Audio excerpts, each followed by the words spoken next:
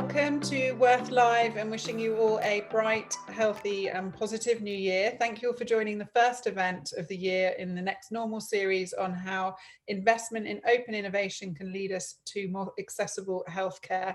Firstly, I hope you and your loved ones are keeping well during what continues to be a challenging time for the world and for so many people. I'm Juliet Scott-Croxford, CEO at Worth Media, and I'm thrilled to be joined by our special guest today, Kathleen Entwistle, Managing Director and Private Wealth Advisor at Morgan Stanley Private Wealth Management, Paul Fehlner, Senior Vice President, Chief Legal Officer and Corporate Secretary at Axela Health Inc., and Barbara Handelin, Co-Founder at Audacity Therapeutics. Hi, everyone.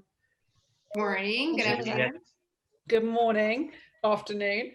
Our intention at Worth is to create conversations that help inspire and inform our community, many of whom are business leaders, entrepreneurs and investors who want to leave a positive impact on the world and to help create a more inclusive and equal economy for the benefit of everyone. And we call that Worth Beyond Wealth. So we hope you find this session valuable and enjoy it. Forward thinking has been the essence of this series since we kicked it off last March, where Worth has been looking ahead at what the world looks like in this new environment that we're now all living in. The public health emergency around COVID-19 has shown that substantial stakeholder, both government and private funding to de-risk clinical development, manufacturing development, drug supply security, and commercialization can incentivize the industry to cooperatively act to develop things like vaccines, therapies, diagnostics, and treatment regimes more quickly than ever before, showing that these stakeholder incentives for collaboration and open innovation can replace traditional IP rewards for pharmaceutical R&D. So we're thrilled to be joined by thought leaders in this space and experts, Kathleen Entwistle, Paul Fehlner and Barbara Handelin, as we explore how open innovation in medicine will change the future of healthcare forever. A few housekeeping rules, which I know everyone is familiar with by now. This is a conversation. We'd love to hear questions and comments and thoughts from you. So please do use the chat function at the bottom of your screen. You can set that to all attendees and all speakers, and we'll see that and we can weave your questions in, and we'll also leave some time at the end. So let's get started. Firstly, before we jump in, Barbara, Paul, Kathy, I'd love to check in, how are you doing, but also hear from you briefly about your background and how you became involved in this space. Barbara, let's start with you. Sure. I'm doing well. Thank you for asking, and for which I'm very grateful to be able to say that I'm doing well, and my family. So I come to this conversation after a 30-year plus career deeply embedded in innovation and in medicine, with the lens of coming into the field as one of the early pioneers in molecular genetics. So I've been both on the inventor side, I've been a serial entrepreneur, I've worked on behalf of venture capitalists on evaluating investment opportunities. And over the course of those years, having had the privilege of being a part of several important firsts that are now kind of standard of practice in medicine.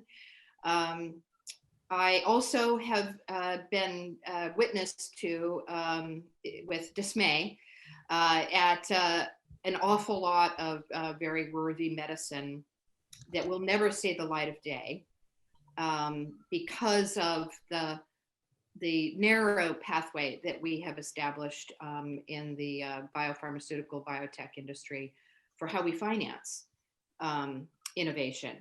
And that has severely constrained what we can do. So I set about 10 years ago to start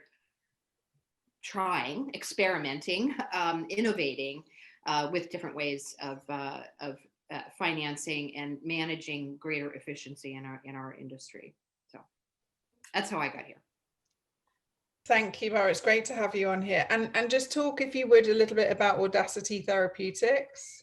So Audacity Therapeutics was formed in the very end of 2018 on the premise that we could, in fact, if we put our primary objective as developing as many medicines as we could for important serious diseases, using all kinds of innovation, including and especially the repurposing of existing drugs and investing in the kinds of diagnostics that just will never be touched by venture capital.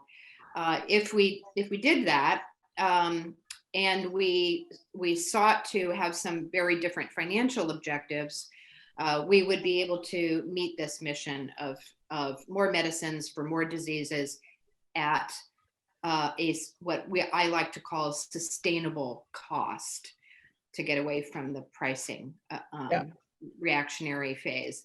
We are a B corporation, a public benefit corporation in the state of Delaware, and happy to talk about what the very interesting and I think now increasingly visible role that B corporations are going to take in the biopharmaceutical space.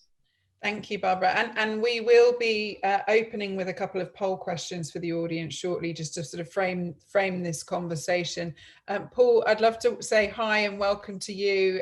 You've got such an impressive background, and I know you've spent a long time in sort of the IP, intellectual property space within healthcare. Yeah, please share with the audience a bit about how you got involved in this field.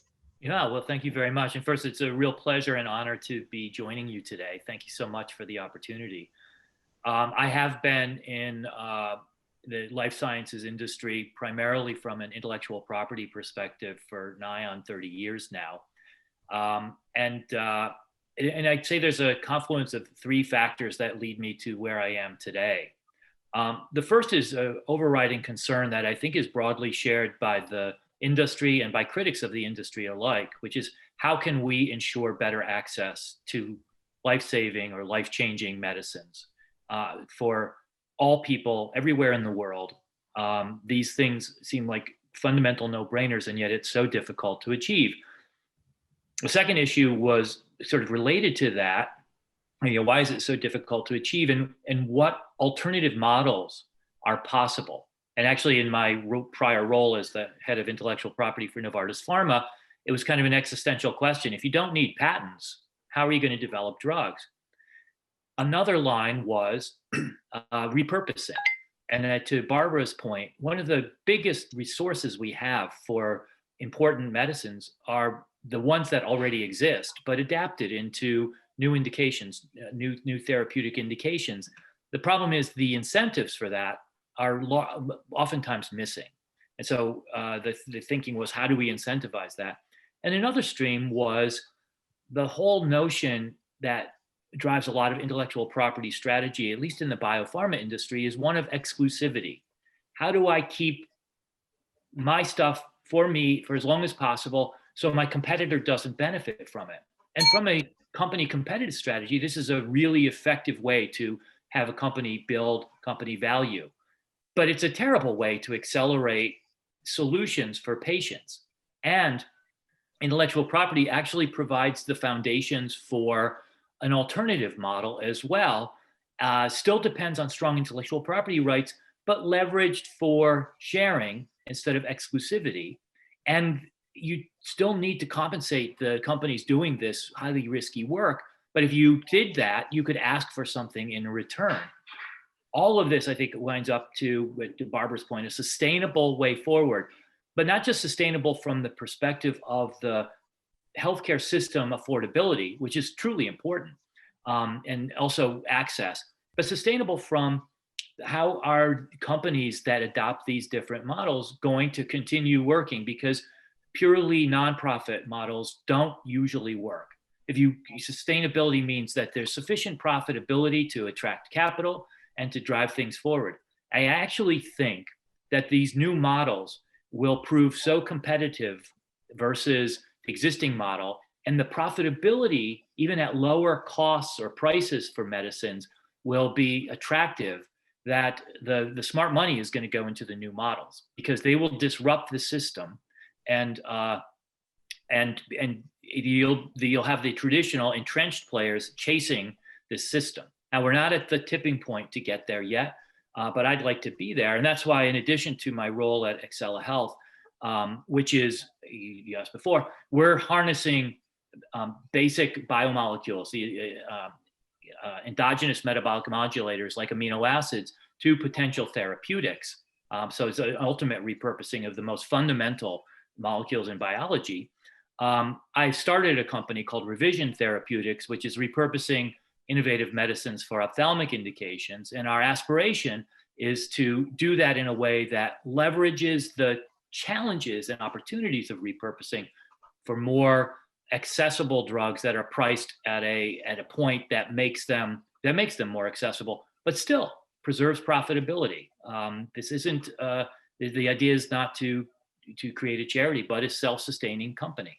And I think what's been so interesting in the development of the vaccines for COVID-19 is that it's been a real example of where open innovation and collaboration amongst these different stakeholders has actually accelerated something like that, and the speed at which we've now got access to that, or will have access to it. So I think it's great to kind of see the theory in practice, if you like, and I know we'll get into some of that shortly. Kathy, I want to say hi.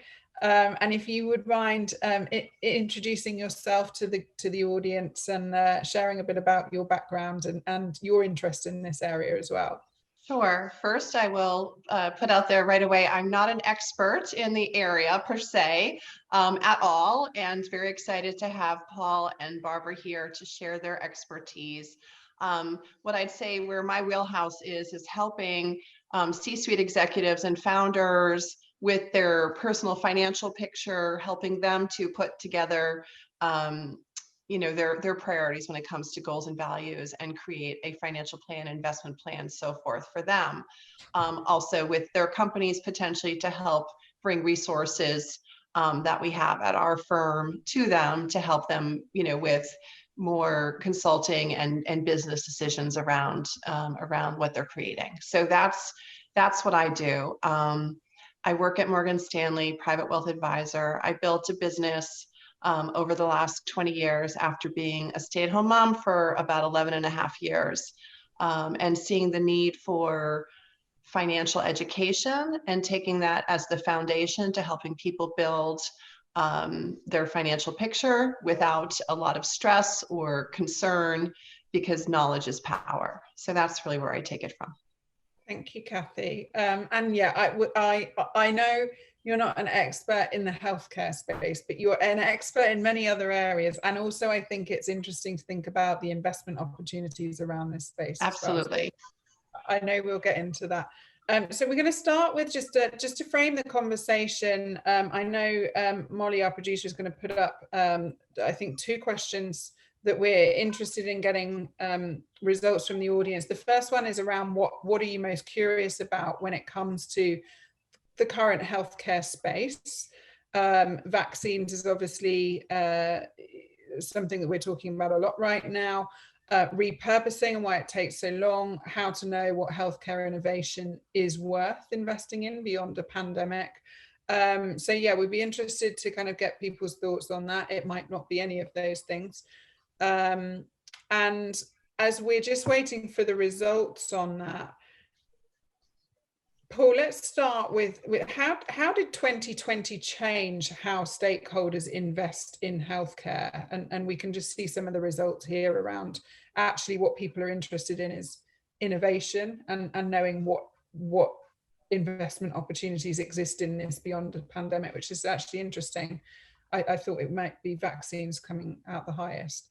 But yeah, Paul, just set the scene around how did 2020 change our outlook on this? Yeah, by the way, you may hear the obligatory dogs in the background, so I'll apologize now. I think there's a couple of things that happened in 2020 in addition to the pandemic. So let's talk about that, absolutely. Because it showed acutely how important healthcare is and how important a collaborative posture is. And I think, Juliet, you made a great point about the difference that collaboration has made in addressing a response to COVID-19 versus, lesser degrees of collaboration, and fortunately lesser impactful pandemics with MERS and SARS-1 and even H1N1. Each of those, though, showed an increase in collaboration. So I think that model. There are a couple other things that happened. At the beginning of 2020, an entrepreneur from Boston named Alexis Borison, I may have the last name wrong, started a company called EQRX. And he had investment from some significant players. And his whole raison d'etre is to develop follow-on products based on an approved drug. So competitive, addressing the same mechanism of action, but using advanced analytics to accelerate and launch on a de-risked basis because the drug has already been approvable. So you know that in principle, at least the safety and efficacy profile should be super strong. And the idea would be to launch at a significantly lower price right away. This is a radically different idea in the industry because the industry now is launch at parity with, or if you can justify it, a premium to the existing price. So the idea of a me too at a lower price was remarkable. And the benefit being speed to market and accessibility for all. Yes. So his competitive advantages were speed. He could follow fast. Reduced risk. He had a strong confidence that the drug would work and be safe, and then also shifting some of the business models, doing pre-sales, doing established supply agreements so that the commercial risk was also removed. And one of the problems that's very difficult to understand is the cost of medicines reflects a lot of risk that the industry bears itself. Well, Alexis was reducing some of those risks, the risk of failure and the risk of commercialization, in order to achieve a much lower price point, which is what competition is supposed to achieve. The other thing I would say that's been remarkable, and it's not really a 2020 thing, it's a little earlier, is a company called CivicaRx, which is where hospitals, tired of either not having access to essential generic drugs or seeing the price fluctuate as an entrepreneur would get control of one, entrepreneur, maybe an opportunist would get control of one and jack up the price, the Martin Shkreli model. And they said, well, we'll just do this ourselves. We'll create a generic company and source the generic medicines from this company, which assures high quality and availability, in return for which they get assured sales. Like you have to buy a minimum quantity from CivicaRx for a defined period of time. And what these things tell me is that what for me is a critical step in the ecosystem of a more collaborative set of relationships and a broader sharing of risk, which then can allow prices to come down, is starting to be achieved. And that's what we're thinking about in repurposing and the other efforts we're engaged in.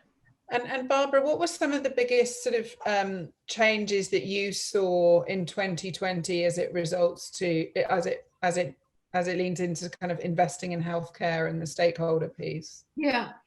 So we were about to launch our fund at Audacity. We're sponsoring an impact investment fund with mission-aligned investors. We were just about to do that as COVID broke out, and our thesis for our fund was sort of put on the spotlight stage with the landing of a pandemic in a world where we have had no incentives to be investing in preparation for what was a predictable event.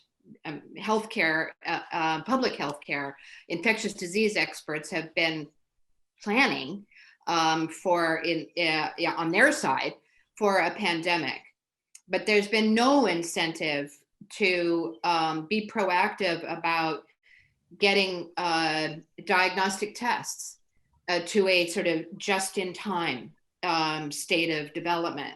There's no incentive to do that financially, so it doesn't happen. There's been no incentive to develop new antibiotics. Were this not a viral pandemic, but a bacterial one, or say when we get to a state where the bugs in the world are resistant to all the antibiotics that we have in our storehouse, there's no incentive to develop new antibiotics. In fact, 3 companies went out into bankruptcy in 2019 that had new antibiotics.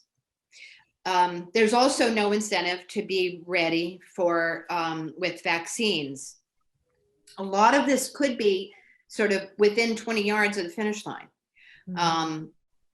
but there is no system in place, and therefore there has been no investment in it. So all those things just got dashed into public view all at once. And so what you see is on the therapeutic side, it's not just a vaccine. We need therapeutics because people are going to get COVID. People have had COVID.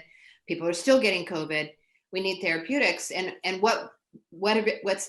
there's been no new drug development almost it's all been repurposing.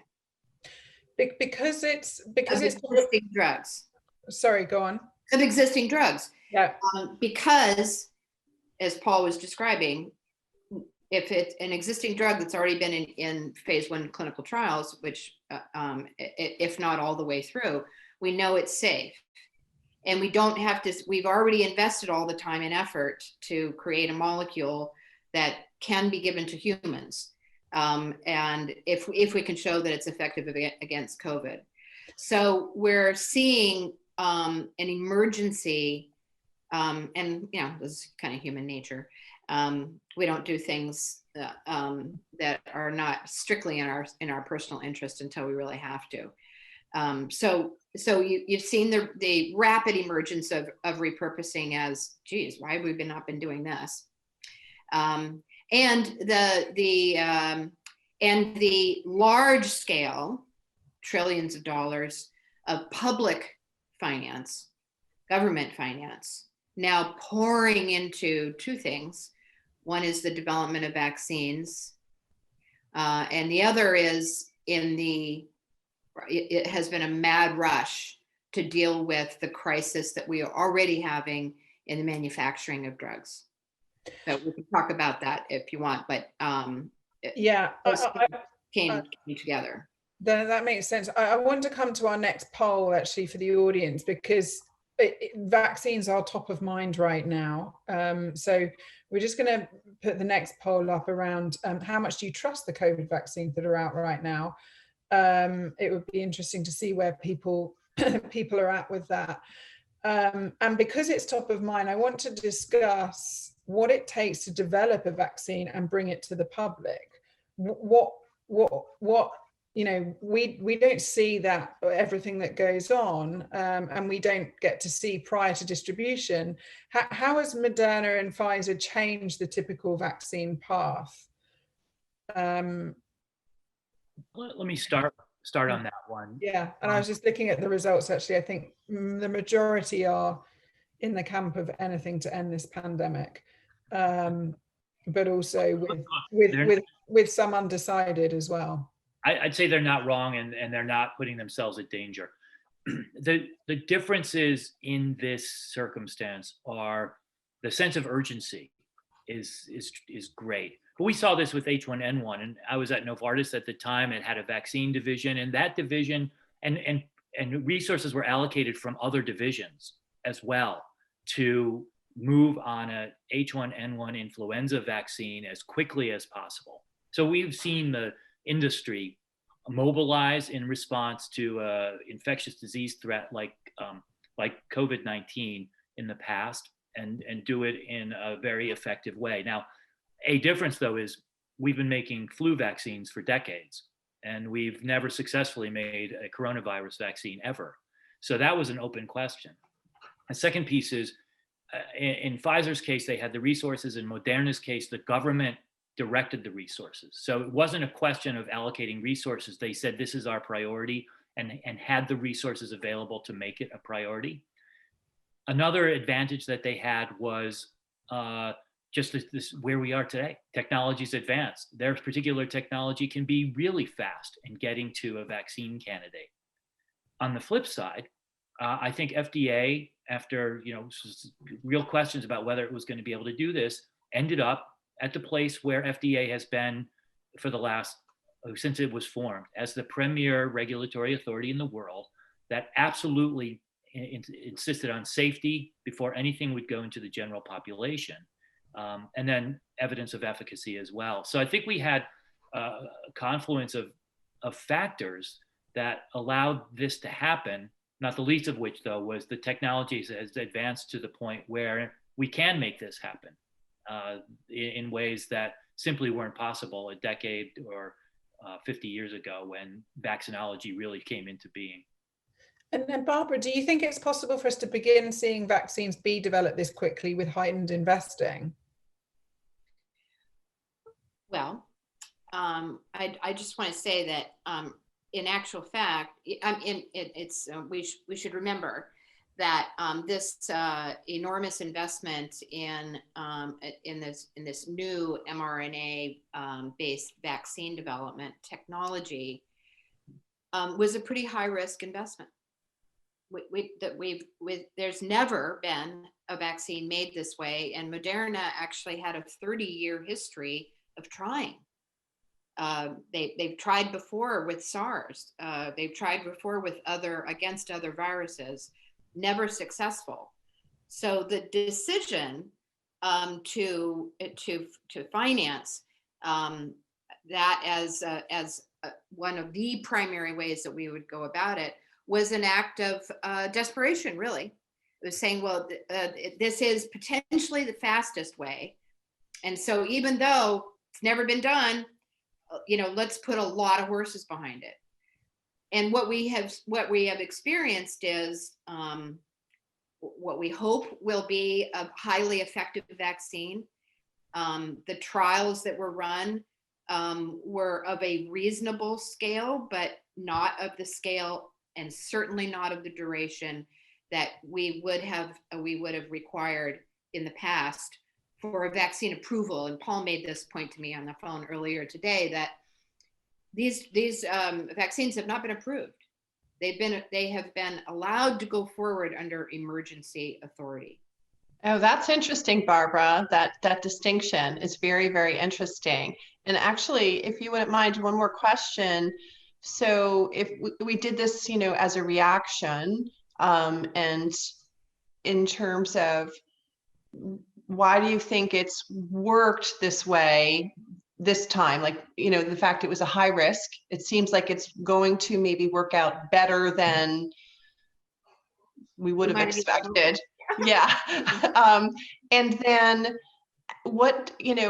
then the second piece would be, and after that, once we're past this, hopefully past it, going forward, of course, everybody goes back into their old habits, but what would you like it to look like going forward to create that infrastructure that you were talking about earlier? Yeah, well, and this is happening. There is a federal program being kind of reinforced. There was a prior program at the federal level to support some preparedness, and that's really now being amplified and added to, so that we are kind of stockpiling these, within 20 yards kinds of developments, and to continue to add to our state of knowledge about these various methods. So it looks like, I think we're just really lucky, and Moderna and Pfizer and others were able to bring together all of the knowledge that they've developed over the last 20 years, and really bring it forth. I think there was also more open collaboration than, and this is this open innovation, open collaboration, sharing of knowledge that helped to assure that we could have a good first outcome. We don't know yet, and this will become part of the learning, the knowledge base. We don't know yet whether we will have durable immunity. all we know is that we have 4 or 5 month immunity. So we don't know. We're just going to have to keep learning. So in answer to your question, I'm hoping that we will, that with public funding, as well as with patient, treasury bond like investment consciousness and intention, we will see more funding going into this broad base of technology development, of, in the case of vaccines and true pandemic and epidemic kinds of threats, that we'll see more preparedness and kind of stockpiling of preparedness, if you will. But that there will be durable, incentive to do that. Nobody wants the government to get into the business of making medicines. I don't. I come from socialists, but I don't want to see that. But we need a change in our capital structure around how we invest in the future of medicine if we really want to have more medicines for everything beyond pandemics. And how do we incentivize, Paul and Barbara, what incentives do stakeholders have to invest in a different approach to this and a more open innovation in the healthcare space? What are the incentives for them? Yeah, I think it's tough. And, one thing we're very good at is pandemic preparedness for 2 years after a pandemic. Unfortunately, the cycle of pandemic seems to be a little bit longer than that. So how do you make it last longer? Perhaps there's been more of a wake up call now that we've seen the devastating effects of a pandemic that really takes hold, because we didn't experience that with SARS or MERS or H1N1. That's not that they weren't important or that people didn't suffer, but not at this scale. The second thing is, I think there are constituencies that are untapped yet, but that have huge risk by the failure to manage a pandemic or a worldwide, a global public health emergency. And my brother quipped when he heard that insurance companies were telling the pharma industry, don't worry about profits. And also I think maybe BlackRock or Blackstone had made an announcement along those lines. Yeah, of course, because all their other businesses have lost tons of money. Now, this was back in March when the market was plummeting, but they are losing tons of money. And if you look at the economic consequences on just a daily basis, it's a drop in the bucket compared to what if allocated to these spaces, you could have either moved even faster. And we've moved incredibly fast, but even faster. And so perhaps there will be that recognition. And the other pool is the payer side. That is the biggest pool of money in the healthcare system, right? Because that's buying all this stuff.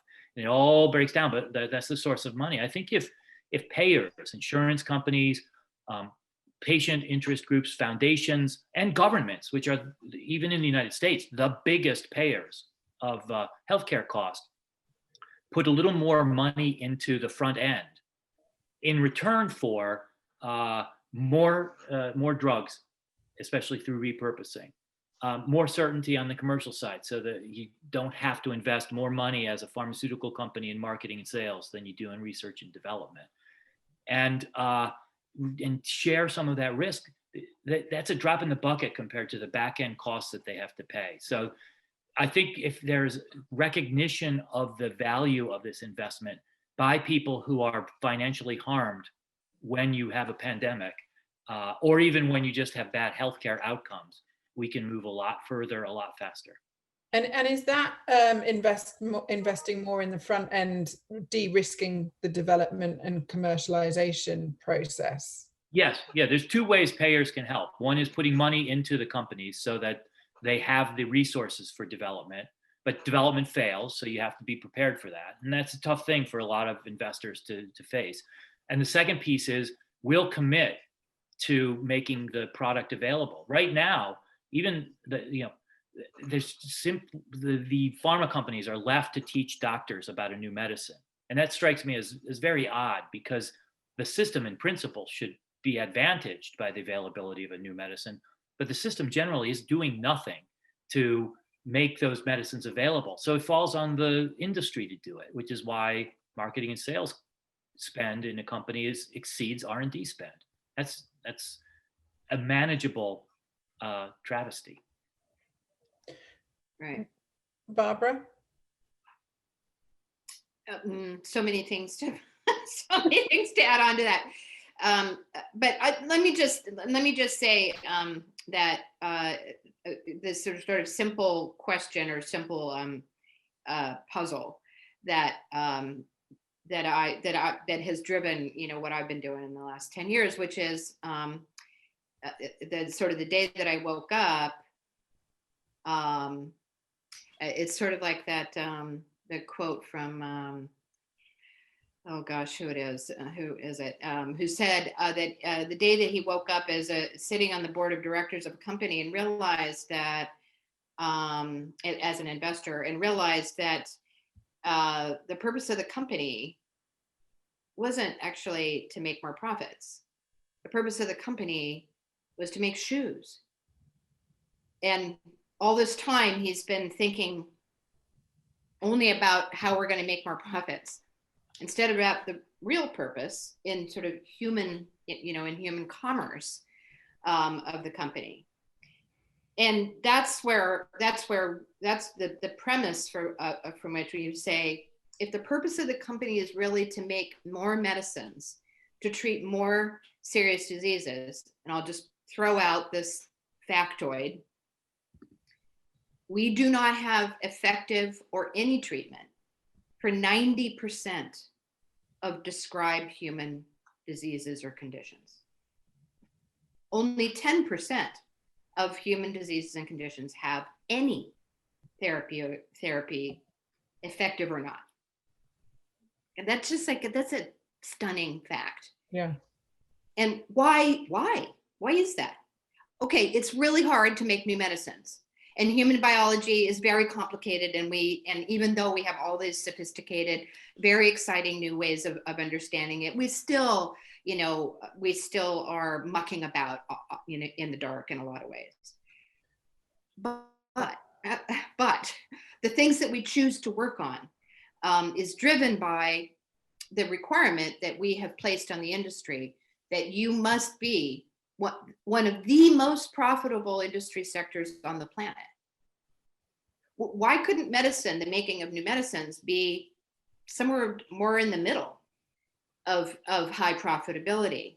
Because if it were, then you could work on more things. You could work on medicines that that are going to come out at a more affordable price, while still providing the margins so that we run great companies and we employ lots of people. But if you just have to shift the incentives just a little ways downwards to have a different outcome. Because right now, the job of a pharmaceutical company when coming up with what their product pipeline is going to be is, how am I going to maximize shareholder value? And how am I going to argue for $1 million per year per patient price tag? I'm going to argue that by justifying, how much I spent back here. Yeah, I want to make sure we leave enough time for questions, because there are a couple that have come through. And before that, I want to talk about kind of the mindset shift at scale and what investment looks like for healthcare in 2021. And obviously, America looks very different than it did this time last year.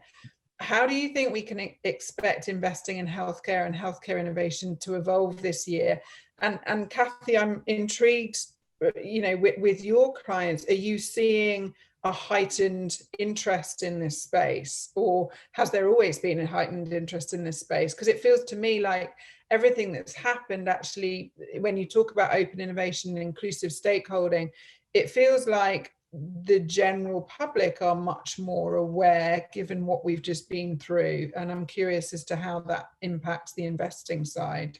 Yeah, absolutely. So I do have a number of clients who are in the healthcare sciences field, bio, pharma, and so forth. And so I have a little bit of, sort of a lot of discussions with clients there. But I would also say, yes, generally clients overall, regardless of their background, are very interested in this area. And just like Paul and Barbara outlined many of the different ways to look at it differently, I think that is exactly the way our investors need to think. Where are the opportunities? I think Paul said, where's the smart money to go?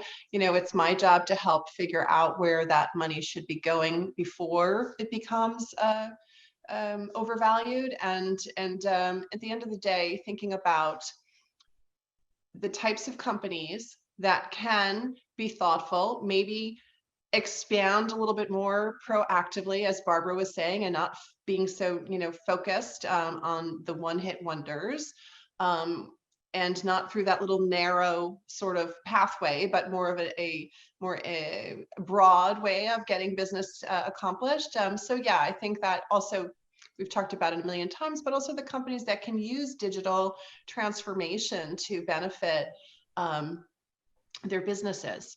And whether it's digital transformation or using digital technology to help hand out vaccines. I mean, it still boggles my mind that we have all of this at our fingertips, but yet we can't, necessarily solve these issues. So the companies that can do that are going to be the ones that do well.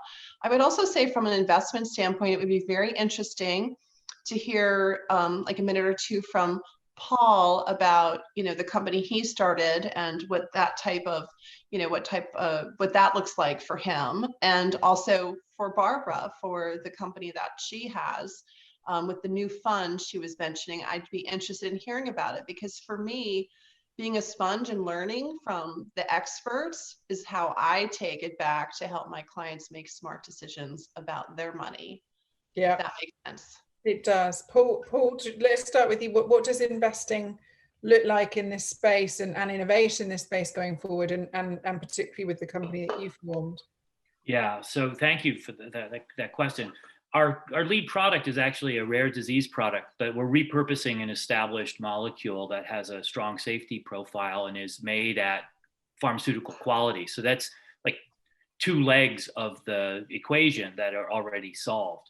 The other thing that our opportunity provides, even though it's a rare disease product and it's for addressing a disease called Stargardt disease, which is a genetic retinopathy that inevitably leads to blindness in people who have it, is that we could actually look at pricing that takes a third factor into consideration. Right now, pricing is what do other people charge for rare ophthalmic diseases, and sort of what's the benefit. The ICER organization calls quality adjusted life years. And if you get a certain level of quality adjusted life years, then it's worth X, Y, or Z. But there's a third factor, which is what's it actually cost to develop and manufacture? And our product would be very low cost to develop and manufacture, especially compared to a curative therapy like a gene therapy. And we wouldn't say don't develop gene therapies, absolutely not. In fact, what we would say is we might have an interim solution, or maybe the only solution that could be much less expensive, which then what? Leaves money on the table for gene therapy. Whereas if you crowd out all new innovations because you maintain high prices on old medicines, that is detrimental to patient interest. But our second candidate is actually a well-known molecule in dry eye disease. And that's the most common reason. So we don't have the orphan protections that give you high price or orphan exclusivity, and there's no patent opportunity there. So we're really looking at that one. How do we get that forward? Well, we think, one, get stakeholders involved, like the AARP, because dry eye disease hits elderly, and particularly elderly women, in a much higher proportion. But also look at how we work with payers to set a price that's fair and reasonable, but not the hypothetical maximum price. Which right now for the prescription drugs in this area is about $6,000 per patient per year. And we think we could do this for 20% of that price, super profitably, expanded access because it's much less expensive, and really solve a problem that, even though there's some prescription medicines, it's still a terrible healthcare problem in our country and around the world. So that is where we're moving. So it's absolutely fascinating. And Barbara, what does innovation and the investment space look like for you specifically in Audacity Therapeutics, and then more broadly? Yeah. So our investors thesis and the kind of the definition of the fund and the kinds of limited partners that we are looking to are mission aligned investors who are interested in taking some allocation of their capacity to install in a relatively long-term horizon, 10 years. But rather than be waiting for the big hit at the end as a result of liquidity, which is what you would normally be getting in a biotech or pharmaceutical investment in an investment fund, we're looking to be making returns on a more routine basis from royalties, dividends, etc. So this is more like how you might invest in bonds. And I would, this is not a new idea per se, but we know that there are trillions of dollars that are available through program-related investments out of private foundations, family offices, etc., where this scale of return and the longevity of the commitment is actually very attractive. Our promise is spectacular healthcare outcomes in returns. And that's, again, this is not I think Paul said this before, this is for all people. This is not the Gates Foundation doing good work in third world countries working on infectious disease. This is us investing in us, in our healthcare all around the world, all kinds of people, rare, common. But it requires this different mindset about patient capital and looking for a more moderate return, and get your big kicks return from Apple or somebody.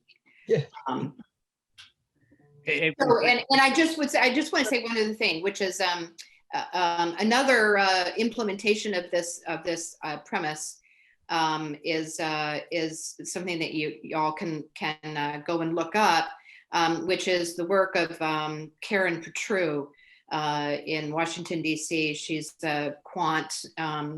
May have heard her talking on NPR, for example, as a banking analyst expert.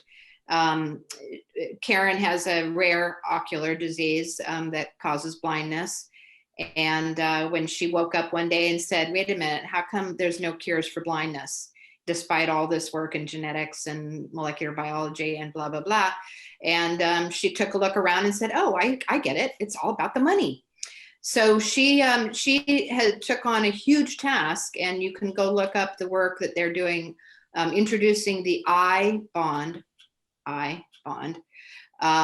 in Congress. Unfortunately, also hit up against the pandemic situation. But the idea is to enable a new bio bond field, like we have green bonds. So I'll leave it at that. There's a lot of creativity actually out there about use of different portions of capital investing in new medicines. It's just a slightly different mindset than we've had. That's great, Barbara. Thank you. If I could just say, I actually am not as say realistic as Barbara in thinking that investors are going to have to settle for lower returns.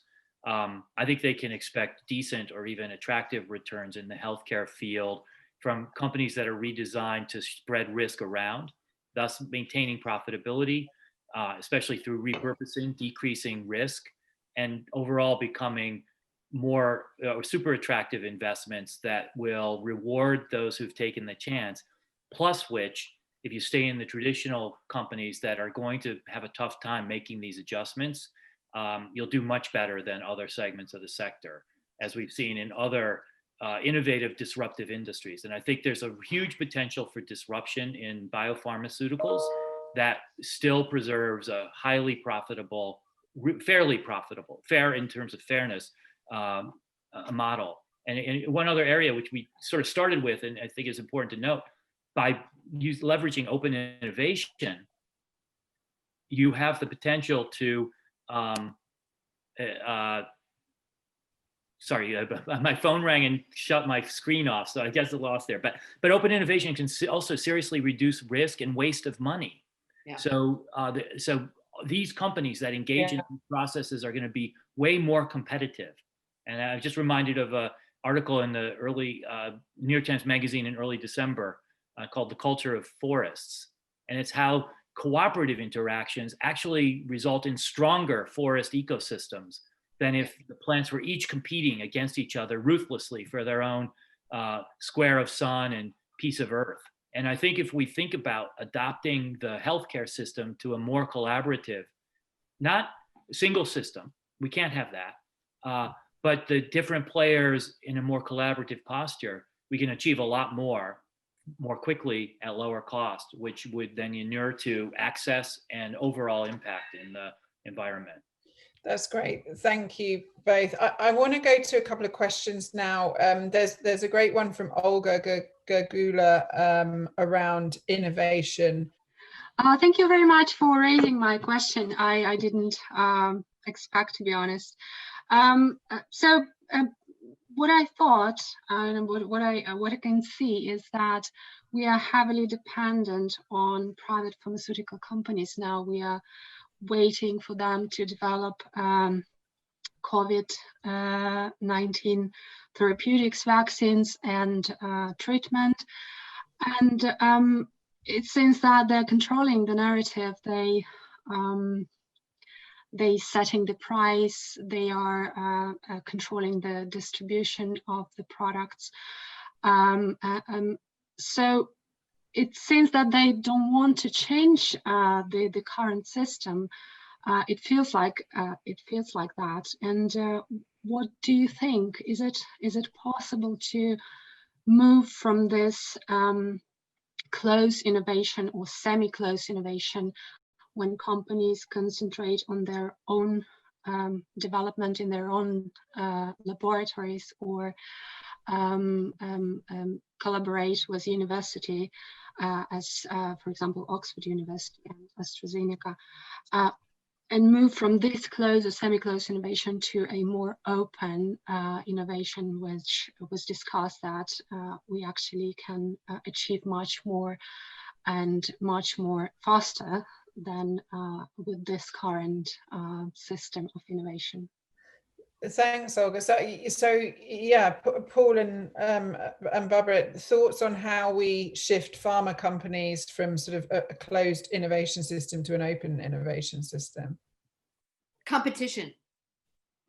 And more precisely, fund those companies committed to it. Fund Barbara's Public Benefit Corporation. Fund companies that are committed to open innovation platforms. At the end of the day, the companies behave according to the incentives which are set by their investors. And if the only outcomes are profitability, that's going to be the way the companies operate. And then they're doing that very efficiently and very effectively. Well, not efficiently, but very effectively. Yeah. Even the government is an investor. And I've taken the position that, right now, I think the government is treating taxpayers like fools and not as investors, and not asking for, at least that we're aware of, conditions on either price or open innovation when they're throwing tons of money. And one of the points, very important to differentiate, funding of basic R&D, I would put no constraints on that. That is just wide open science. That lays the foundation for later discoveries. The thing is, transforming a discovery into a drug is an incredibly complex, arduous, regulated process that really takes the expertise of private industry. Nobody else does this. Even the people who say they do it, like Médecins Sans Frontières, Doctors Without Borders, usually do the last part with a pharma company like Sanofi. So you need that part of the system. But if you, on the input, say, this is what our expectation, if you want our money, this is what you need to do. And that's on the front end and also on the back end. I think more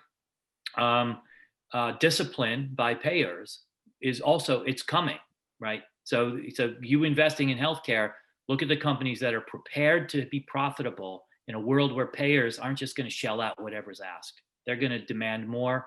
They're going to insist on much lower prices. And the companies that are prepared to respond to that will do much better. I think Paul has really covered it. I think, a competitive marketplace is, the basis of our economy. And it works it works to a greater or lesser degree, depending on the incentives. So what do we want to be incentivizing companies to be competing over? Price? Because that's what they're competing on right now. What's the product that I can make that can garnish the highest price or be given to 1 billion people every day for the rest of their lives?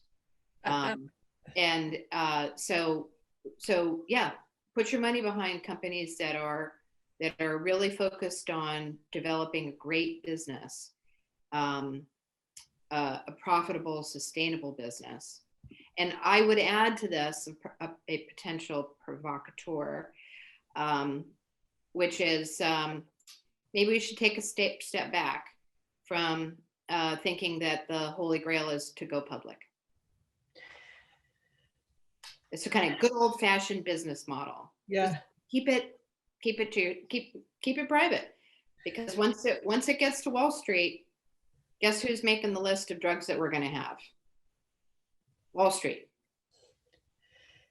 Final question for all three of you, and 10-second answers, please. What are the bright spots that you see on the horizon in this space? Kathy, I'll start with you. I would say that we have people like Paul and Barbara out there who are, setting the standard, and that basically that's it. Just listening to the two of them today, sort of rethinking about this way of doing business, and it makes sense. So yes, bright spot. Barbara. I was going to say this in response to Olga's question, which is how can we make this happen? I want to say that every time I go out and give a talk, I'm sure I'm going to get some responses from today's conversation. Every time I do this in the context of my peers and younger people coming into the biomedical product development and service business, they come running up and say, this is how I want to work. This is why I went into this field.